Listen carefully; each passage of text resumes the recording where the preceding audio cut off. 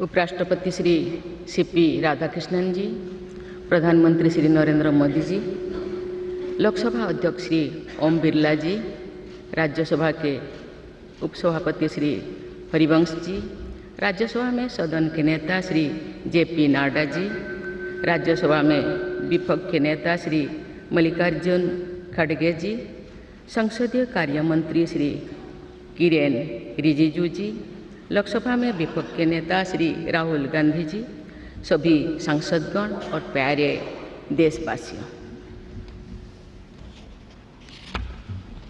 संविधान दिवस के ऐतिहासिक अवसर पर आप सबके बीच आकर मुझे हार्दिक प्रसन्नता हो रही है।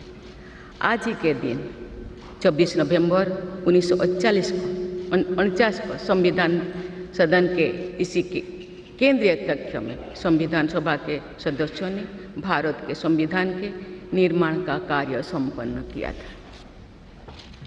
आज ही के दिन उस वर्ष हम भारत के लोगों ने अपने संविधान को अपनाया था। स्वाधीनता के बाद संविधान सभा ने भारत की अंतरिम संसद के रूप में भी कर्तव्य निर्वहन किया। प्रारूप समिति के अध्यक्ष बाबा साहेब डॉक्टर भीमराव अंबेडकर हमारे संविधान के प्रमुख निर्माताओं में से थे। बाबा साहेब की 125वीं जयंती के वर्ष में यानी सन 2015 में 24 नवंबर को प्रतिवर्ष संविधान दिवस के रूप में मनाने का निर्णय लिया गया और निर्णय अत्यंत सार्थक सिद्ध हुआ है। आज के दिन पूरा देश भारतीय लोकतंत्र के आधार हमारे संविधान के प्रति तथा उसके निर्माताओं के प्रति आदर व्यक्त करता है। हम भारत के लोग अपने संविधान के प्रति व्यक्तिगत और सामूहिक स्तर पर आस्था व्यक्त करते हैं। अनेक योजनाओं के माध्यम से देशवासियों को, विशेषकर युवा वर्गों को संवैधानिक आदर्शों से अवगत कराया जाता है। संविधान दिवस से मनाने की परंपरा का शुभारंभ करने और उसे निरंतरता प्रदान करने की जितना भी प्रशंसा की जाए और कम। माननीय सदस्य सांसदगण संसदीय प्रणाली को अपनाने के पक्ष में संविधान सभा में जो ठोस तर्क दिए गए थे वो आज भी प्रासंगिक है। विश्व के विशालतम लोकतंत्र में जन आकांक्षाओं को अभिव्यक्त करने वाली भारतीय संसद विश्व के अनेक लोकतंत्र के लिए आज एक उदाहरण के रूप में प्रतिष्ठित है। हमारे संविधान निर्माता चाहते थे कि संविधान के माध्यम से हमारा सामूहिक और व्यक्तिगत स्वाभिमान सुनिश्चित रहे। मुझे ये कहते हुए बहुत प्रसन्नता होती है कि बीते दशक में हमारे संसद ने जन आकांक्षाओं को अभिव्यक्त करने के अत्यंत प्रभावी उदाहरण प्रस्तुत किया है। संविधान निर्माताओं की अपेक्षाओं पर खरा उतरने के लिए मैं आप सभी सांसदों को बहुत बहुत बधाई देती हूँ। साथ ही कृतज्ञ राष्ट्र की ओर से मैं संविधान सभा के परम सम्मानीय सदस्यों की स्मृति में सादर नमन करती हूँ। हमारे संविधान के अंतरात्मा जिन आदर्शों में अभिव्यक्त होती है वो आदर्श है सामाजिक, आर्थिक एवं राजनैतिक न्याय, स्वतंत्रता, समता और बंधुता। मुझे ये देखकर हर्ष होता है कि इन सभी आयामों पर संसद सदस्यों ने संविधान निर्माताओं की परिकल्पनाओं को यथार्थ स्वरूप प्रदान किया है। हमारी संसदीय प्रणाली की सफलता के ठोस प्रमाण के रूप में आज भारत विश्व की तीसरी सबसे बड़ी अर्थव्यवस्था बनने की ओर तेज गति से अग्रसर है। भारत में लगभग 25 करोड़ लोगों के गरीबी की सीमा रेखा से बाहर आने से आर्थिक न्याय के पैमाने पर विश्व की सबसे बड़ी सफलता अर्जित है। हमारे संविधान में सामाजिक न्याय को प्रमुखता दी गई है। सामाजिक न्याय के आदर्शों के अनुरूप समावेशी विकास के प्रयास किए जा रहे हैं। ऐसे अनेक प्रयासों में इकोनॉमिकली वीकर सेक्शंस के लिए शिक्षण संस्थाओं और रोजगार में आरक्षण का प्रावधान करना, दिव्यांगजनों की परिभाषा को विस्तार देते हुए उनके हित में विशेष अधिनियम लागू करना और उसे कार्यरूप देना तथा राष्ट्रीय पिछड़ा वर्ग आयोग को संवैधानिक दर्जा प्रदान करना शामिल है। 3 तलाक से जुड़े सामाजिक कुरीति पर अंकुश लगाकर संसद ने हमारी बहनों बेटियों के सशक्तिकरण और सामाजिक न्याय की दिशा में ऐतिहासिक कदम उठाए हैं। देश के आर्थिक एकीकरण के लिए स्वाधीनता के बाद का सबसे बड़ा टैक्स सुधार गुड्स एंड सर्विसेज टैक्स के रूप में किया गया है। आर्टिकल 370 के प्रावधानों को निरस्त करके देश के समग्र राजनैतिक एकीकरण के मार्ग में बाधक बने हुए अवरोध को दूर किया गया। नारी शक्ति बंधन अधिनियम द्वारा वुमेन लीड डेवलपमेंट के एक नए युग आरंभ होगा।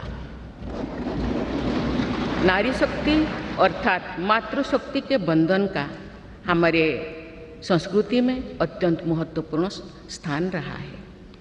इस वर्ष 7 नवंबर से हमारा राष्ट्रगीत वंदे मातरम की रचना के 150 वर्षों पूरी होने के उपलक्ष्य में देशव्यापी स्मरण उत्सव मनाया जा रहा है। ये स्मरण उत्सव भारत माता को समृद्ध, सशक्त और आत्मनिर्भर बनाने का संकल्प का अवसर है। मुझे विश्वास है कि इस राष्ट्रीय संकल्प की सिद्धि के लिए आप सभी सदस्यगण देशवासियों को दिशा और प्रेरणा प्रदान करेंगे। हमारा संविधान हमारी राष्ट्रीय अस्मिता का ग्रंथ है। ये हमारी राष्ट्रीय पहचान का ग्रंथ है। ये कॉलोनियल माइंडसेट का परित्याग करके नेशनलिस्ट माइंडसेट के साथ देश को आगे बढ़ाने की मार्गदर्शक ग्रंथ है। इसी भावना के अनुरूप सामाजिक और तकनीकी बदलाव को ध्यान में रखते हुए क्रिमिनल जस्टिस सिस्टम से जुड़े महत्वपूर्ण अधिनियम लागू किए गए हैं। दंड के स्थान पर न्याय की भावना पर आधारित भारतीय न्याय संहिता, भारतीय नागरिक सुरक्षा संहिता और भारतीय साक्ष्य अधिनियम को लागू किया गया है। ऐसे अनेक प्रगतिशील वैधानिक को सार्थक विमर्श के बाद पारित करने के लिए मैं संसद सदस्यों की मुक्त कंठ से सराहना करती हूँ।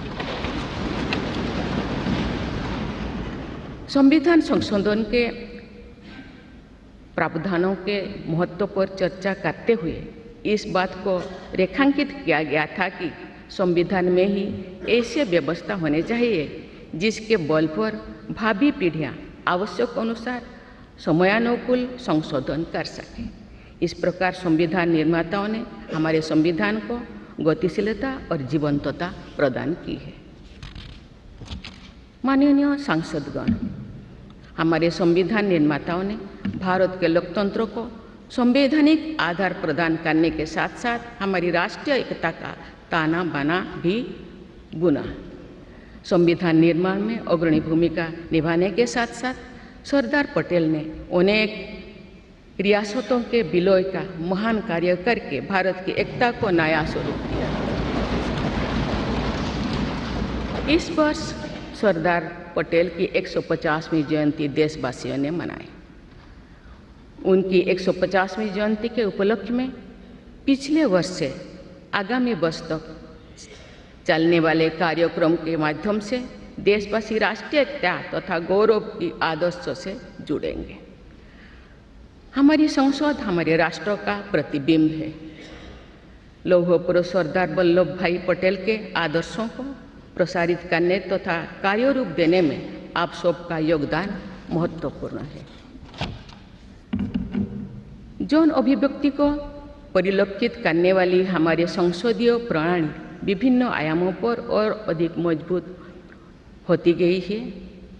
वयस्क मताधिकार का प्रावधान करके हमारे संविधान द्वारा जनता के विवेक पर जो आस्था व्यक्त की गई है, उसकी सफलता की विश्व के अन्य अनेक देशों में सराहना की जाती है।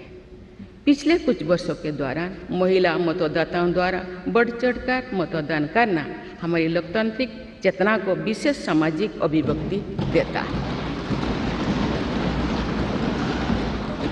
महिला, युवा, गरीब, किसान, अनुसूचित जाति और जनजाति समुदाय के हमारे देशवासी, मिडिल क्लास तथा न्यू मिडिल क्लास के लोग हमारी लोकतांत्रिक प्रणाली को पंचायत से संसद तक मजबूती से दे रहे हैं। हमारी समावेशी लोकतंत्रों में जन जन की भागीदारी को प्रोत्साहित किया जा रहा है।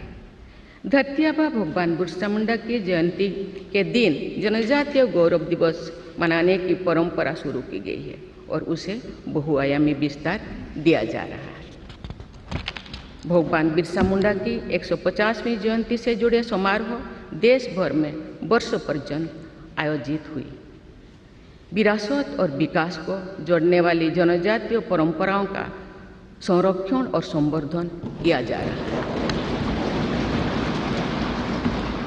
संवैधानिक आदर्शों में निहित सर्वसमावेशी दृष्टि हमारी शासन व्यवस्था को दिशा प्रदान करती है। हमारे संविधान में निहित नीति निर्देशक तत्व हमारी शासन व्यवस्था के लिए मार्गदर्शन प्रदान करते हैं।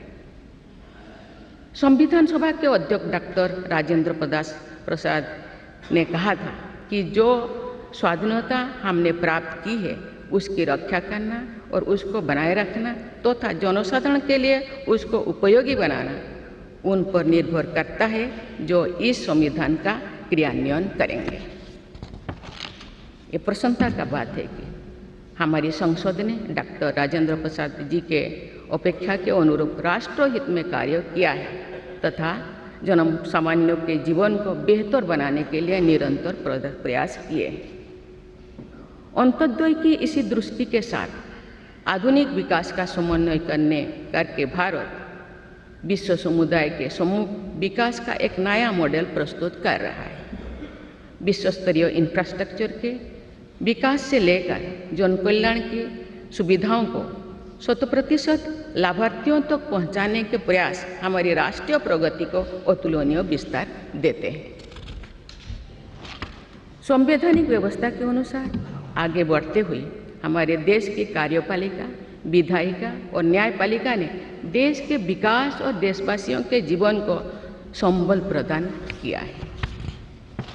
संसद के दोनों सदनों के सदस्यों ने हमारे देश को आगे बढ़ाने के साथ साथ गहन राजनीतिक चिंतन की स्वस्थ परंपरा विकसित की है।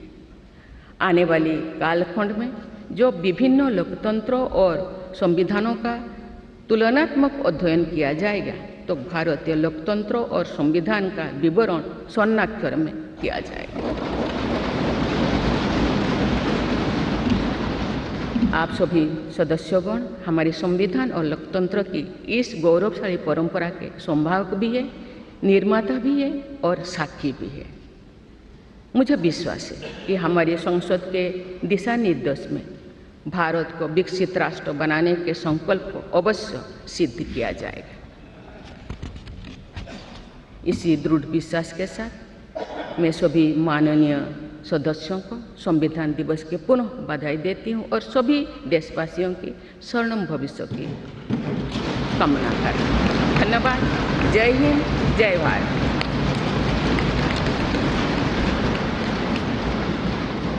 बहुत बहुत धन्यवाद माननीय राष्ट्रपति जी।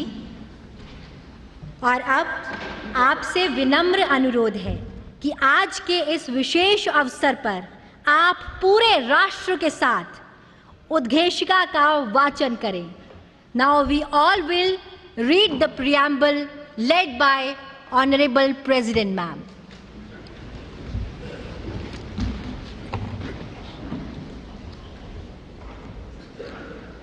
हम भारत के लोग भारत को एक संपूर्ण प्रभुत्व संपन्न सामाजिक पंथ निरपेक्ष लोकतंत्रात्मक गणराज्य बनाने के लिए तथा उसके समस्त नागरिकों को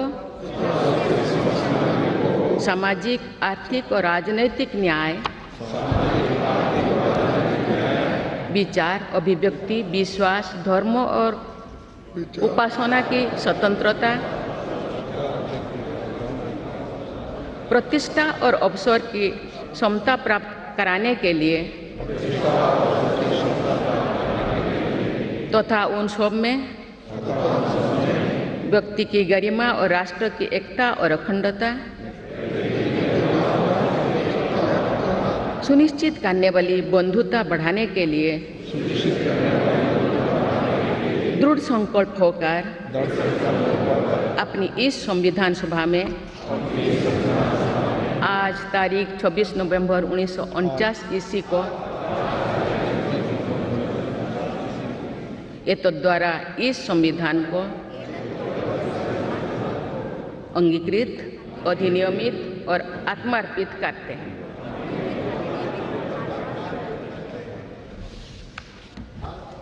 भारत माता की जय। और अब राष्ट्रगान का सम्मान।